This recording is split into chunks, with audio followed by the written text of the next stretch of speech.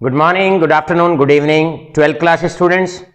मेरे प्यारे बच्चों, अब घर बैठे कोऑर्डिनेशन कंपाउंड्स होगा फोन पर, जब आईटी एक्सपर्ट वंश कैमरामैन यश के साथ होंगे आपके अमित सर लाइव। प्यारे बच्चों, इससे पहले कि हम लेक्चर शुरू करें, चलिए लेके मां सरस्वती का नाम और करते हैं पुनः आज फिर से अपना काम। प्यारे बच्चों, आज हम कंटिन्यू करने वाले हैं one of the most important topic in coordination compounds. अभी तक हमने आपको कवर अप कराया है, that is how to write the IUPAC nomenclature in complexes.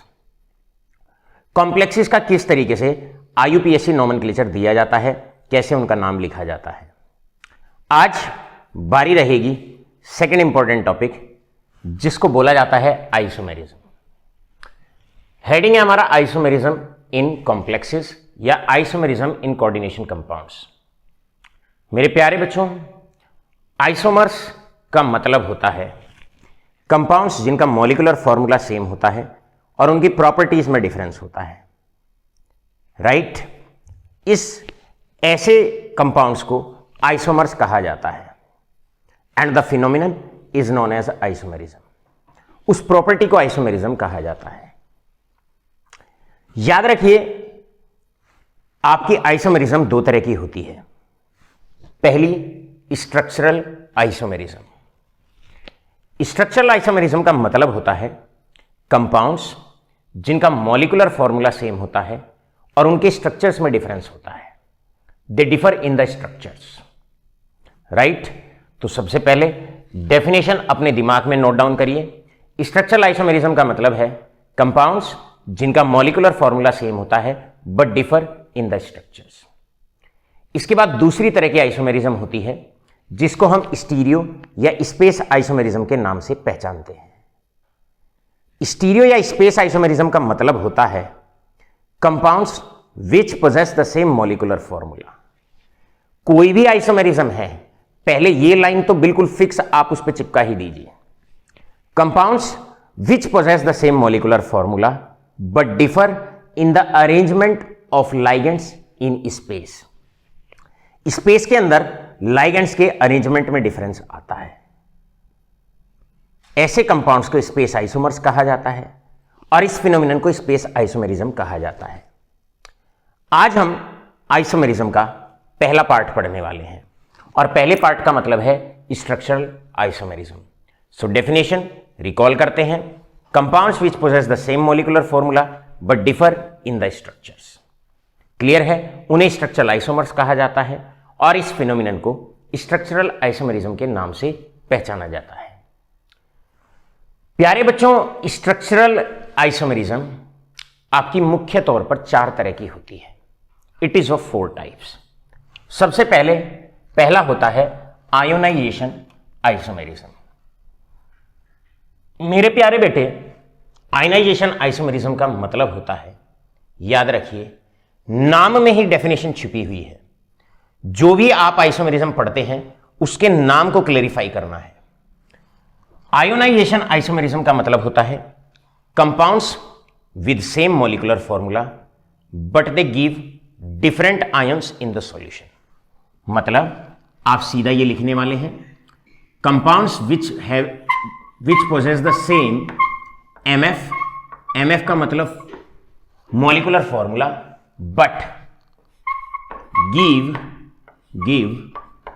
different ions in solution, but they give different ions in the solution।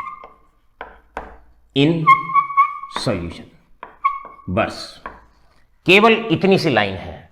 सबसे पहला question ही बनेगा define ionisation isomers या डिफाइन आयोनाइजेशन आइसोमेरिज्म।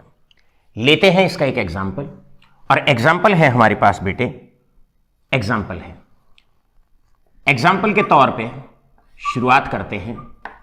हमारे पास एक complex है Ni, यहां पर है Cl4 और बाहर है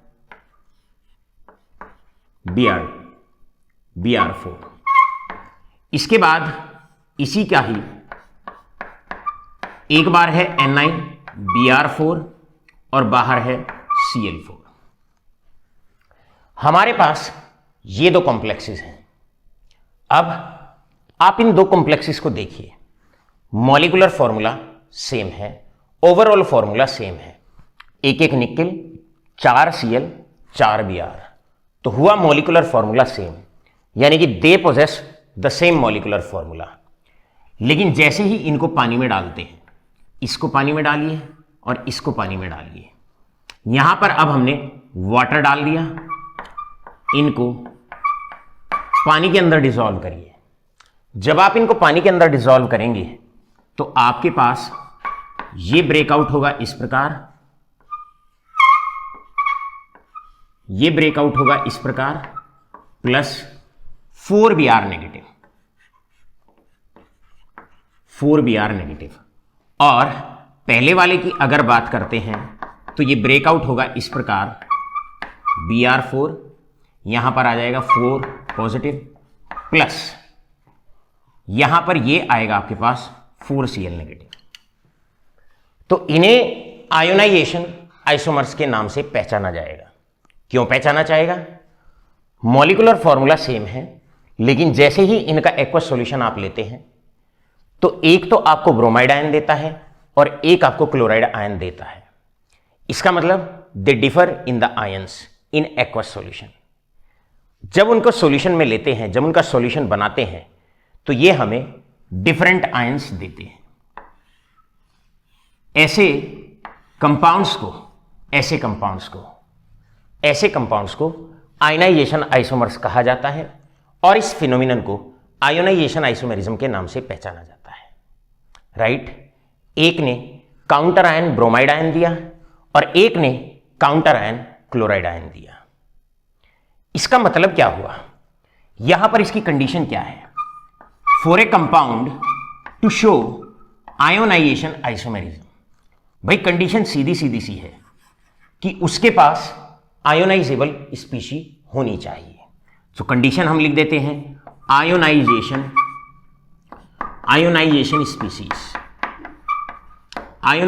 स्पीसीज शुड बी प्रेजेंट। अगर किसी कॉम्प्लेक्स को आयोनाइजेशन आइसोमेरिज्म शो करनी है तो उसके पास आयोनाइजेबल स्पीशी होनी चाहिए, मतलब केवल और केवल आयोनाइजेशन स्पीशी होनी चाहिए। या हम ये कह सकते हैं कि न्यूट्रल मॉलिक्यूल्स जनरली अगर कॉम्प्लेक्स के अंदर हैं तो आयोनाइजेशन आइसोमेरिज्म नहीं दिखाते हैं। चलो इस बात को एक एग्जांपल लेके सीखते हैं। आपसे आता है क्वेश्चन, आता है, हम आपसे पूछते हैं, question is which of the following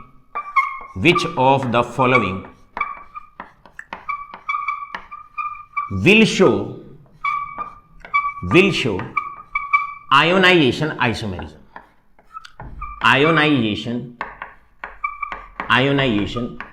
isomerism। हम आपसे पूछते हैं, एक एग्जाम्पल लेते हैं और एग्जाम्पल आपके पास कुछ इस प्रकार है। ए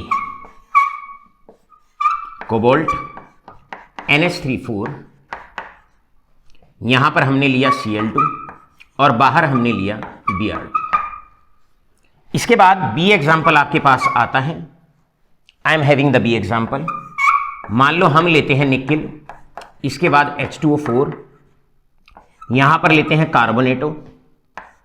कार्बोनेटो और बाहर लेते हैं सल्फेट।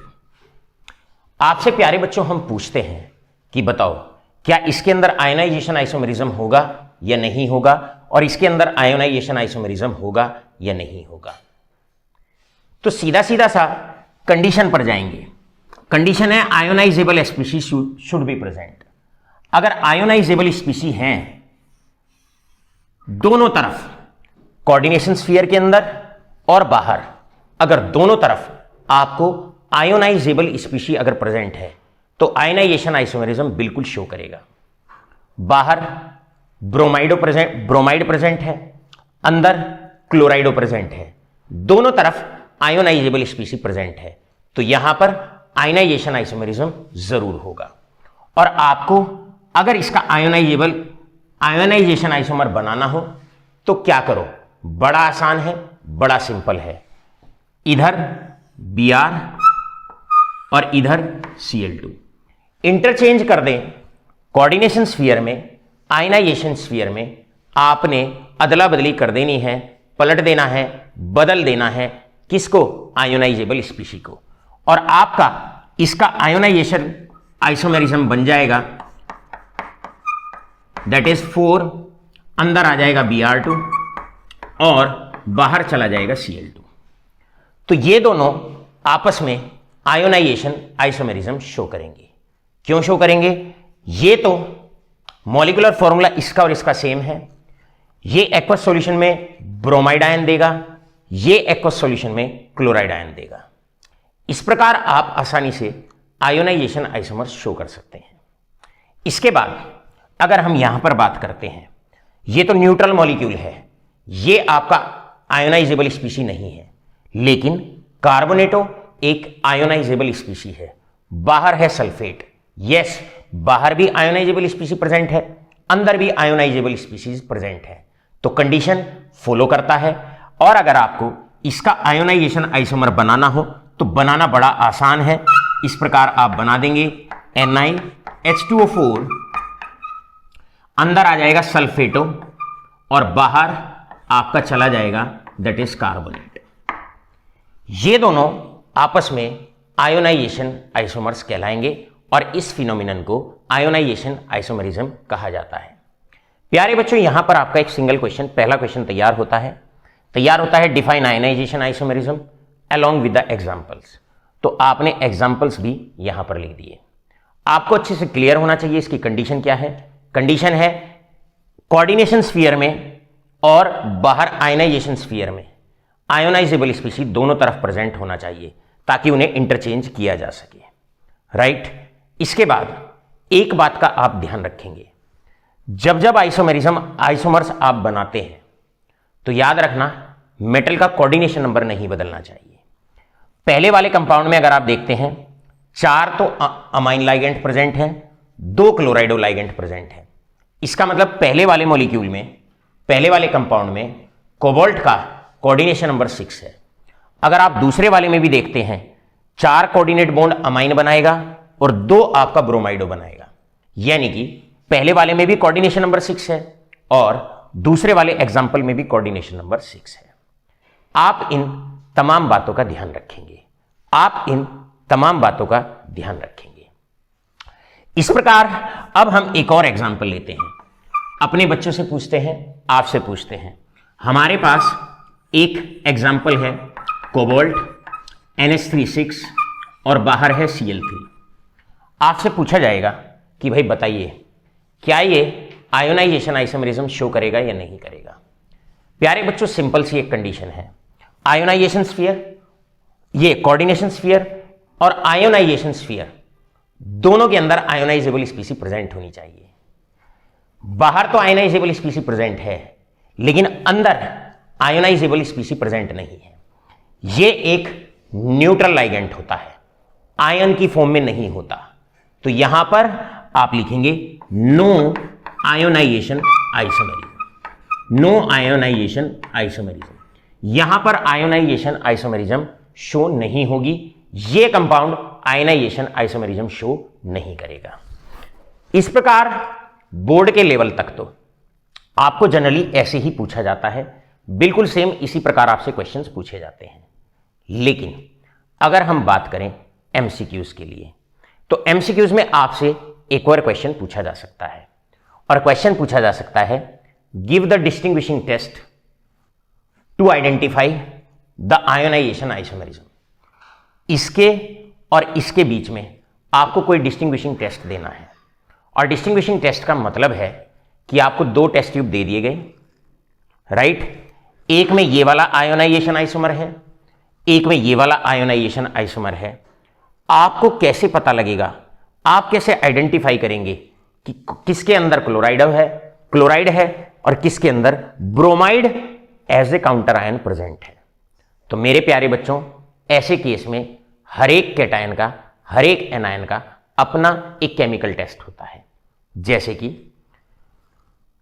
अगर किसी आयोनाइजेशन आइसोमर के अंदर या किसी कंपाउंड के अंदर अगर क्लोराइड आयन प्रेजेंट है उसके एक्वस सॉल्यूशन में अगर क्लोराइड आयन प्रेजेंट है तो याद रखो वहां पर AgNO3 सॉल्यूशन डाल देंगे, यहां पर AgNO3 सॉल्यूशन डाल देंगे और AgNO3 सॉल्यूशन डालते ही अगर क्लोराइड आयन प्रेजेंट है तो ये देगा व्हाइट प्रेसिपिटेट, ये आपको देगा व्हाइट प्रेसिपिटेट। इसका मतलब अगर किसी टेस्ट ट्यूब के अंदर क्लोराइड आयन प्रेजेंट है और आपको चेक करना है कि क्लोराइड आयन प्रेजेंट है या नहीं, तो याद रखो AgNO3 सॉल्यूशन डाल दो, अगर क्लोराइड प्रेजेंट होगा तो व्हाइट पीपीटी बनेंगे। इस प्रकार आप क्लोराइड आयन को डिटेक्ट कर सकते हो कि इस टेस्ट ट्यूब के अंदर as a counter ion, as a free ion chloride ion present है। इसी प्रकार अगर आपको ब्रोमाइड आयन को डिटेक्ट करना है तो वहां पर भी आप AgNO3 सॉल्यूशन डाल देंगे और जैसे ही AgNO3 सॉल्यूशन डालेंगे आपको मिलेंगे yellow precipitates, yellow precipitates, pale yellow precipitates. तो आप इस प्रकार इन दोनों कंपाउंड्स के अंदर इन दोनों आयोनाइजेशन आइसोमर्स को आप डिस्टिंग्विश भी इजीली कर सकते हैं, राइट। आपसे कहा जाए इसको और इसको, ये आपका IIT से और नीट में इस तरह के क्वेश्चन बनते हैं। आपसे कहा जाए कि भाई बताओ इसमें और इसमें दोनों को आप डिस्टिंग्विश कैसे करेंगे।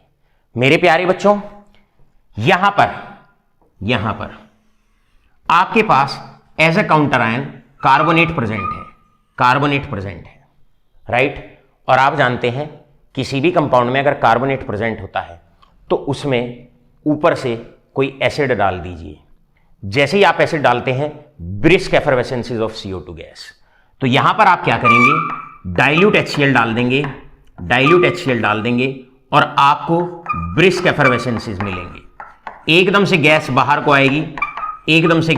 को आएगी, तो आप पता कर पाएंगे कि इसके अंदर कार्बोनेट आयन प्रेजेंट है। नेक्स्ट, यहां पर आपका सल्फेट आयन होता है। सल्फेट आयन को अगर किसी टेस्ट ट्यूब के अंदर आपको यह चेक करना है कि सल्फेट आयन प्रेजेंट है तो उसमें आप क्या करेंगे, उसमें आप BaCl2 सॉल्यूशन डाल देंगे। आप डालेंगे BaCl2 सॉल्यूशन, BaCl2 सॉल्यूशन डालते ही आपको मिलेंगे व्हाइट प्रेसिपिटेट। अगर व्हाइट प्रेसिपिटेट मिल जाए तो समझ जाना कि वहां पर सल्फेट आयन प्रेजेंट है। इस प्रकार हम ये कह सकते हैं आयोनाइजेशन आइसोमर्स को किस प्रकार इजीली डिटेक्ट कर सकते हैं। ऐसे हम इजीली डिटेक्ट कर सकते हैं, अगर ब्रोमाइड आयन को डिटेक्ट करना है, right, AgNO3 solution, chloride ion को डिटेक्ट करना है, AgNO3 सॉल्यूशन, यानी कि silver nitrate test. Silver nitrate solution डालते ही अगर पेल येलो पीपीटी बनते हैं, ब्रोमाइड आयन प्रेजेंट है। सिल्वर नाइट्रेट सॉल्यूशन डालते ही अगर व्हाइट पीपीटी बनते हैं तो समझ जाओ क्लोराइड आयन प्रेजेंट है। इसी प्रकार कार्बोनेट के लिए ऊपर से एसिड डाल दीजिए। एसिड डालते ही अगर ब्रिस्क एफरवेसेंसेस आते हैं, गैस बबल्स की फॉर्म में अगर ऊपर को आती है तो समझ जाओ कार्बोनेट आयन प्रेजेंट है। ऐसे ही सल्फेट आयन का अपना टेस्ट होता है। सल्फेट आयन का टेस्ट होता है BaCl2 सॉल्यूशन डाल दीजिए और अगर व्हाइट पीपीटी बन गए तो समझ जाओ वहां पर उस आयोनाइजेशन आइसोमर के अंदर sulphate ion as a counter ion present है। प्यारे बच्चों, फटाफट से लो इसका स्क्रीनशॉट और बढ़ते हैं आगे। प्यारे बच्चों, अब आप फटाफट नोट करिए, आपके पास पैकेज है, पैकेज में नोट डाउन करिए, दैट इज पेज नंबर 96। अभी के अभी रिकॉर्ड करो, जब तक कोऑर्डिनेशन कंपाउंड चैप्टर चलता है अपने पैकेज को साथ लेके बैठे। नोट डाउन करिए, रिकॉर्ड करिए, पेज नंबर 96 आपको एक्सरसाइज दी हुई है और इसका क्वेश्चन नंबर 2 आपने अब सॉल्व करना है। क्वेश्चन नंबर 2 होता है how will you distinguish between. आपको different pair of ionisation isomers दे रखे हैं और आपको उन पेयर्स के बीच में डिस्टिंग्विशिंग टेस्ट लिखना है। Page number 96, question number, that is question number, आपको आता है क्वेश्चन नंबर 2। पूरा का पूरा आपको सॉल्व करना है और लेक्चर के बाद हमें हमारे रजिस्टर्ड व्हाट्सएप नंबर पे आपको भेजना है। प्यारे बच्चों, चलते हैं second type of structural isomerism, जिसको हम हाइड्रेट आइसोमेरिज्म या सॉल्वेट आइसोमेरिज्म के नाम से पहचानते हैं। नाम से ही डिफाइन करना है, पहली लाइन बिल्कुल सेम रखनी है। Compounds possessing the same molecular formula, ऐसे कंपाउंड जिनका मॉलिक्यूलर फॉर्मूला सेम होता है। हाइड्रेट का मतलब वाटर, वाटर भी हो सकता है, कोई और सॉल्वेंट भी हो सकता है, तो इसको आप हाइड्रेट या सॉल्वेट आइसोमेरिज्म दोनों से पहचान सकते हैं। याद रखो, कंपाउंड्स जिनका मॉलिक्यूलर फॉर्मूला सेम होता है but differ in number of water molecules as ligand. या तो आप ऐसे कह लीजिए, या आप इसे ऐसे भी समझ सकते हैं, ऐसे कंपाउंड्स जिनका मॉलिक्यूलर फॉर्मूला सेम होता है लेकिन कोऑर्डिनेशन स्फीयर और आयनाइजेशन स्फीयर में नंबर ऑफ वाटर मॉलिक्यूल्स में डिफरेंस होता है। लेते हैं एक एग्जांपल। एग्जांपल है बेटा, one of the top most priority का क्वेश्चन होता है, और क्वेश्चन है कुछ इस प्रकार। ध्यान रखिए, आपका जो क्वेश्चन है, यहां पर क्वेश्चन आता है कि आपके पास एक मॉलिक्यूल है CO कोबाल्ट H2O6 यहां पर, मतलब कोबाल्ट से 6 water molecules as a ligand present है, और आयोनाइजेशन स्फीयर में आपका 3 क्लोराइड आयन बाहर है, राइट। अब मैं एक वाटर मॉलिक्यूल बाहर ले जाता हूं और एक क्लोराइडो को लाइगेंड की फॉर्म में अंदर ले आता हूं। दूसरा यहां पर मॉलिक्यूल बनेगा CO H2O5, बाहर से अंदर आ गया एक क्लोराइडो, बाहर बचे 2 Cl और एक वाटर मॉलिक्यूल बाहर चला गया।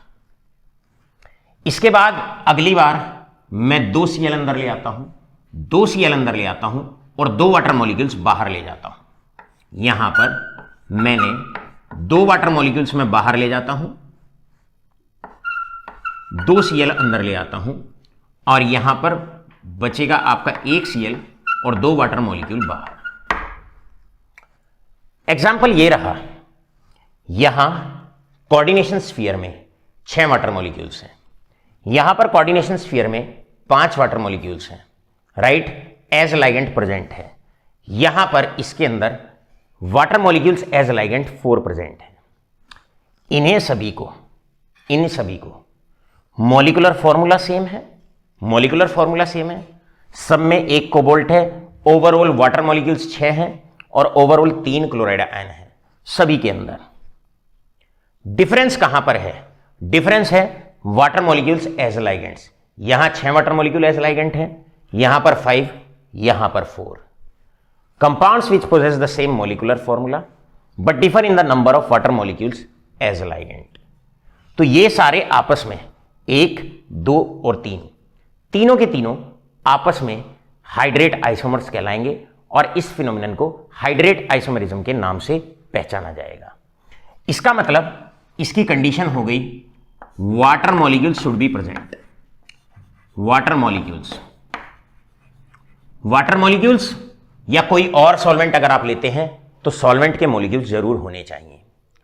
अगर किसी कंपाउंड के अंदर वाटर मॉलिक्यूल्स प्रेजेंट नहीं है तो वो हाइड्रेट आइसोमेरिज्म शो नहीं करेगा। आपसे मेरा सवाल आता है क्वेश्चन है आइडेंटिफाई, आपको आइडेंटिफाई करना है which of the following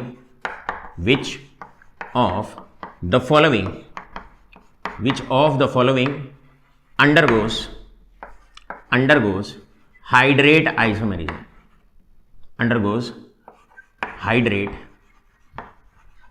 isomerism, इनमें से कौन सा हाइड्रेट आइसोमेरिज्म शो करेगा?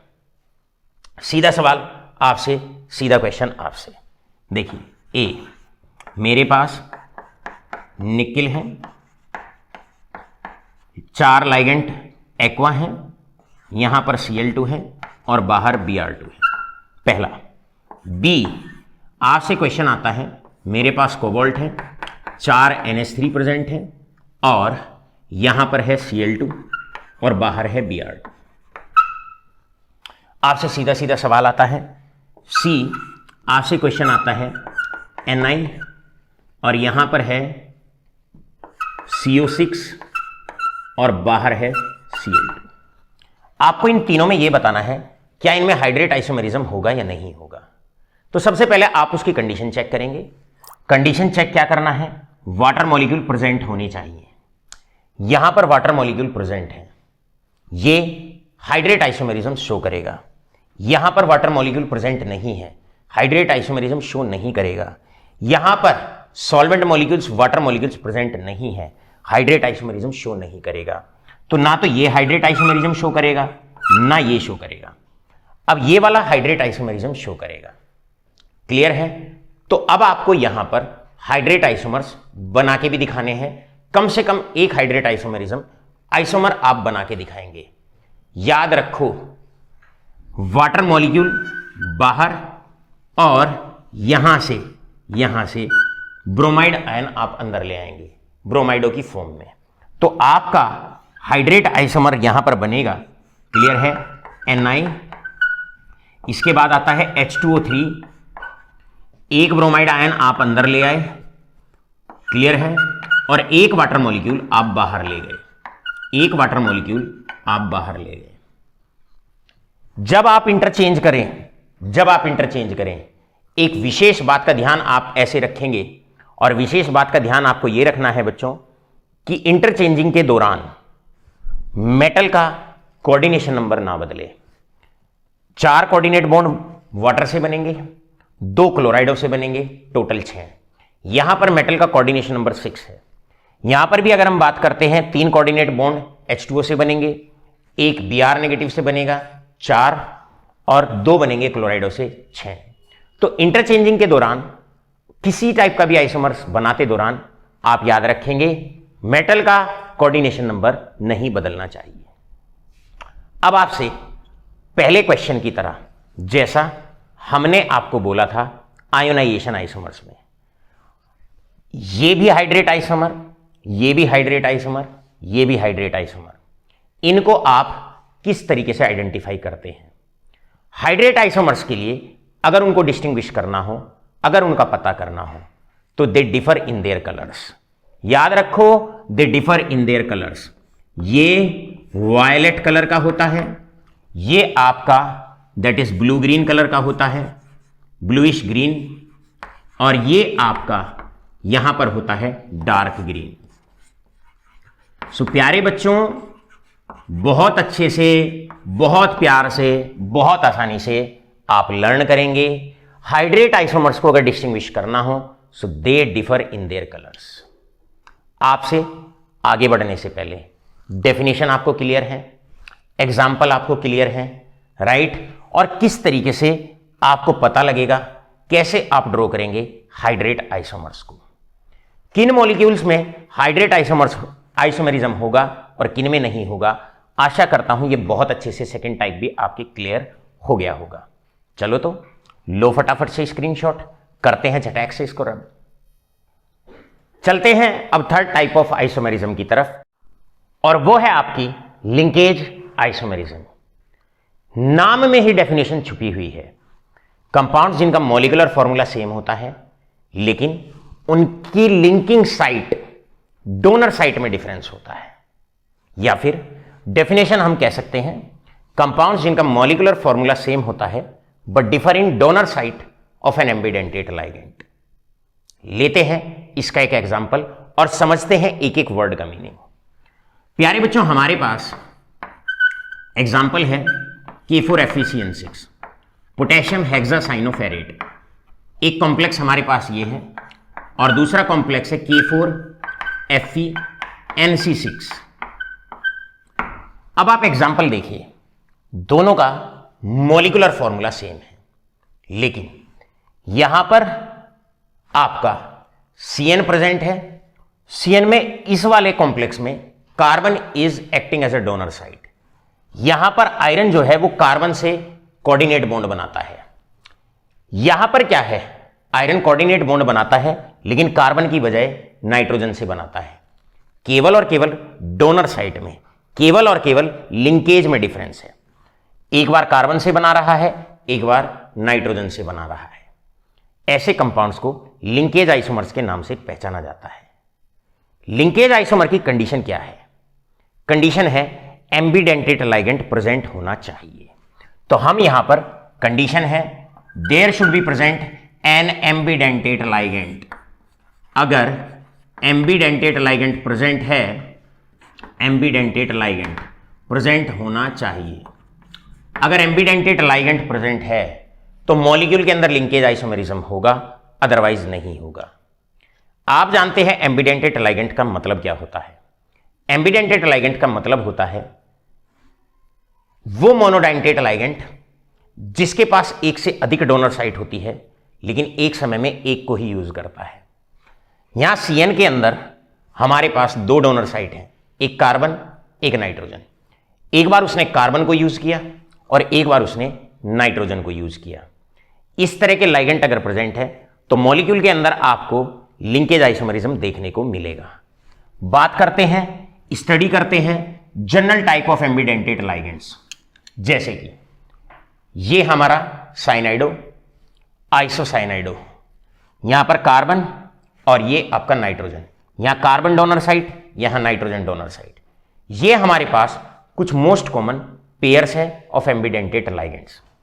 दूसरा है नाइट्राइटो और ये है नाइट्रो, यहां ऑक्सीजन डोनर साइट, यहां नाइट्रोजन डोनर साइट। ये है हमारे पास थायोसाइनेटो, यहां सल्फर डोनर साइट, यहां पर नाइट्रोजन डोनर साइट। अगर इन पेयर में से कोई भी आपको लाइगेंड कॉम्प्लेक्स के अंदर देखने को मिलता है तो वो लिंकेज आइसोमेरिज्म शो कर सकता है। Definition clear, example clear, condition clear. अब चलते हैं इसके क्वेश्चन की तरफ। क्वेश्चन ये है, identify which of the following undergoes linkage isomerism. आपको इन सभी मॉलिक्यूल्स में ये चेक करना है कि लिंकेज आइसोमेरिज्म होगा या नहीं होगा। तो लिंकेज आइसोमेरिज्म के लिए ये देख लो बस, क्या वहां पर कोई एम्बिडेंटेट लाइगेंड प्रेजेंट है या नहीं। यहां पर NH3 एम्बिडेंटेट नहीं होता, लेकिन यस नाइट्राइटो ये एम्बिडेंटेट लाइगेंड होता है। इस वाले मॉलिक्यूल के अंदर यहां पर ऑक्सीजन लिखा हुआ है पहले, इसका मतलब oxygen is acting as a donor site. एक बार ऑक्सीजन को डोनर साइट बनाओ, एक बार नाइट्रोजन को बनाओ, तो इसका बिल्कुल होगा इसमें लिंकेज आइसोमेरिज्म। और इसका अगर लिंकेज आइसोमर बनाना हो, NH3 को सेम रखो और बस यहां पर इसको NO2 लिख दीजिए, ऊपर 2 पॉजिटिव। बना दिया आपने लिंकेज आइसोमर, राइट। यहां पर इस मॉलिक्यूल के अंदर लिंकेज आइसोमेरिज्म देखने को नहीं मिलेगी due to the absence of carbonyl, एक एम्बिडेंटेट लाइगेंड नहीं है। तो यहां पर due to the absence of that is linkage ambidentate ligand, हम ये कह सकते हैं ये लिंकेज आइसोमेरिज्म शो नहीं करेगा। तीसरे वाले मॉलिक्यूल में आप देख सकते हैं थायोसाइनेटो प्रेजेंट है और ये एक एम्बिडेंटेट लाइगेंड है, तो ये लिंकेज आइसोमेरिज्म जरूर शो करेगा। और याद रखो यहां पर सल्फर एसिड डोनर साइट है, अगला मॉलिक्यूल आपको बनाना है, अगला आइसोमर इसका बनाना है, यहां पर सल्फर एसिड डोनर साइट है, पलट के दिख देना, अगले वाले में NCS कर देना। यहां SCN है, अगले वाले में इसी को पलट के लिख दोगे, NCS लिख दोगे, बन जाएंगे बड़े आसानी से, बड़े प्यार से लिंकेज आइसोमर्स बन जाएंगे आपके। All right all of you, बढ़ते हैं अब आगे की तरफ, चलते हैं लास्ट पार्ट ऑफ आइसोमेरिज्म की तरफ, चौथा पार्ट स्ट्रक्चरल आइसोमेरिज्म का, fourth type of structural isomerism, जिसको हम कोऑर्डिनेशन आइसोमेरिज्म के नाम से पहचानते हैं। स्क्रीनशॉट लें। फोर्थ टाइप की आइसोमेरिज्म आती है जिसको हम कोऑर्डिनेशन आइसोमेरिज्म कहते हैं। प्यारे बच्चों, कोऑर्डिनेशन आइसोमेरिज्म की कंडीशन बहुत इंपॉर्टेंट है। कंडीशन है कि आपका डबल कॉम्प्लेक्स होना चाहिए, और डबल कॉम्प्लेक्स का मतलब होता है जहां पर कैटायनिक पार्ट भी कॉम्प्लेक्स पार्ट हो और एनायनिक पार्ट भी कॉम्प्लेक्स पार्ट हो। अब कंडीशन आपके समझ में आ गई। अब चलते हैं इसकी डेफिनेशन की तरफ। ऐसे कंपाउंड्स जिनका मॉलिक्यूलर फॉर्मूला सेम होता है लेकिन कॉम्प्लेक्स पार्ट के अंदर मेटल एटम में डिफरेंस आता है, मतलब कोबाल्ट को इधर ले जाइए, Cr को इधर ले जाइए, यहां पर आपका इसका कोऑर्डिनेशन आइसोमेरिज्म होगा CO H2O6 कोबाल्ट, और एनायनिक पार्ट में आपका हो जाएगा Cr that is Cl6। So definition बड़ी सिंपल सी है, डबल कॉम्प्लेक्स के अंदर मेटल एटम का इंटरचेंज कर देते हैं, मेटल का इंटरचेंज कर देते हैं और आपका आ जाता है coordination isomers. Coordinate isomers, coordination isomers आपके इजीली बन जाते हैं। कोऑर्डिनेशन आइसोमेरिज्म सीबीएसई का पार्ट नहीं होता, लेकिन एमसीक्यूज में पूछा जाता है और बड़े इजीली आप कोऑर्डिनेट आइसोमर्स बना सकते हो। दोनों कॉम्प्लेक्स पार्ट में मेटल का इंटरचेंज कर दीजिए, बन जाते हैं कोऑर्डिनेट आइसोमर्स। कंडीशन ये है कि कैटायनिक और एनायनिक ये दो कॉम्प्लेक्स नहीं है, ये एक ही है, एक ही कंपाउंड है जिसमें कैटायनिक और एनायनिक दोनों पार्ट ही कॉम्प्लेक्स पार्ट है। राइट, कंडीशन आपके समझ में आ गई, डबल कॉम्प्लेक्स होना चाहिए। आशा करता हूं चारों टाइप के स्ट्रक्चरल आइसोमेरिज्म आपके अच्छे से समझ में आ गई होगी। आयोनाइजेशन, हाइड्रेट, लिंकेज और चौथा है कोऑर्डिनेशन आइसोमेरिज्म। अब हम आपको रिवीजन के तौर पर एक क्वेश्चन देते हैं। ड्रो स्ट्रक्चरल आइसोमर्स ऑफ,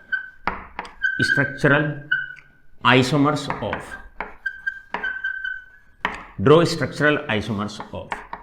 आपको स्ट्रक्चरल आइसोमर्स ड्रॉ करने हैं। क्लियर है? ए यहां पर है निकेल, मैंने लिखा CO4, 4 कार्बोनिल है, 1 वाटर है, यहां पर ब्रोमाइडो है और बाहर Cl है। आपको स्ट्रक्चरल आइसोमर्स ड्रॉ करने हैं। सबसे पहला मेरा सवाल, जब आपसे क्वेश्चन आए स्ट्रक्चरल आइसोमर्स ड्रॉ करने हैं, मतलब आपको चेक करना है चारों आइसोमर्स। मेरा पहला सवाल, सॉल्यूशन बिगिंस। क्या इसमें आयोनाइजेशन आइसोमेरिज्म होगा या नहीं होगा? आपको जवाब देना है, क्लियर? आयोनाइजेशन आइसोमर्स की कंडीशन होती है अंदर और बाहर दोनों तरफ आयोनाइजेबल स्पीशीज होनी चाहिए। Cl नेगेटिव, Br नेगेटिव, बिल्कुल है, आयोनाइजेशन आइसोमर्स बनेंगे। यस। अब आप कैसे बनाओगे? Cl को अंदर ले आओगे, Br को बाहर ले जाओगे। किसी भी इंटरचेंज के दौरान कोऑर्डिनेशन नंबर नहीं बदलना चाहिए। इसके बाद अब हम चेक करते हैं हाइड्रेट आइसोमेरिज्म होगा या नहीं होगा, ये चेक करते हैं। भाई वाटर मॉलिक्यूल है, बिल्कुल है कोऑर्डिनेशन स्फीयर के अंदर, तो ये हाइड्रेट आइसोमेरिज्म शो करेगा। वाटर मॉलिक्यूल बाहर, Cl अंदर, yes, it will show hydrate isomerism. इसके बाद आपसे पूछा जाता है लिंकेज आइसोमेरिज्म। क्या ये लिंकेज आइसोमेरिज्म शो करेगा या नहीं करेगा? लिंकेज आइसोमर्स बनाने के लिए कंडीशन होती है कम से कम एक एम्बिडेंटेट लाइगेंड प्रेजेंट होना चाहिए। ना ये एम्बिडेंटेट, ना ये एम्बिडेंटेट, ना ये एम्बिडेंटेट। जिसके पास 2 डोनर साइट होती हैं उसे एम्बिडेंटेट कहते हैं। तो आंसर आएगा नो, आंसर आएगा नो। और चौथा आपका क्वेश्चन पूछा जा सकता है क्या इसके अंदर कोऑर्डिनेशन आइसोमेरिज्म होगा या नहीं होगा? उसकी कंडीशन होती है डबल कॉम्प्लेक्स होना चाहिए। यहां पर एक ही पार्ट कॉम्प्लेक्स है, तो यहां पर आपका याद रखो, यहां पर आपका कोऑर्डिनेशन आइसोमेरिज्म नहीं होगा। इस प्रकार मेरे प्यारे बच्चों, हमने आज के लेक्चर में आपको कवर अप कराया आइसोमेरिज्म का पहला टाइप, जिसको स्ट्रक्चरल आइसोमेरिज्म के नाम से पहचाना जाता है। याद रखें, नोट्स अगले ही लेक्चर से हमेशा साथ रख के बैठें। अगली बार हमने जो एक्सरसाइज करानी है वो आपके नोट्स ओपन रहेंगे और मैं क्वेश्चन नंबर और पेज नंबर बोलूंगा और वो सॉल्व करना है। आज ही अभी लेक्चर वाइंड अप होते ही आप पेज नंबर 94, 95, 96 जरूर पढ़ें अपने पैकेज में से। बहुत बहुत धन्यवाद।